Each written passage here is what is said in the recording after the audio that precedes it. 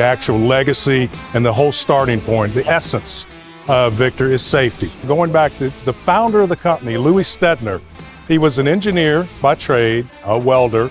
He was involved in an industrial accident, and he tells a story that while he was convalescing in the hospital, he started trying to find a way to make a better product. The product that he was talking about was a regulator.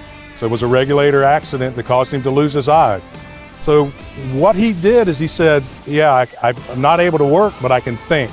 So he came up with an idea of a better regulator. And interestingly enough, the technology that he developed is in a lot of ways still used today.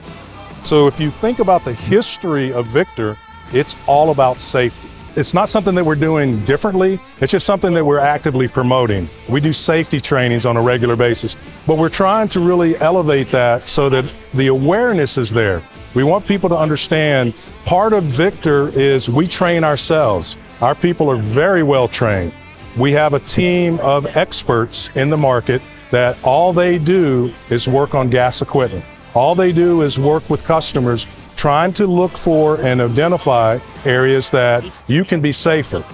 That leads us into a second avenue that we're doing audits. We ask people all the time, larger end users, when's the last time you actually audited your safety equipment, your gas equipment? Sometimes you get a deer in the headlight look of why would I, what do I audit, how do I do it? And that's our point. So what we encourage is pick up the phone, let us know, we'll come to you, we will do that audit for you. We will help you identify areas that you could have potential risks before an accident happens. So if we can help you operate safer, we're both winning, and that's what we want.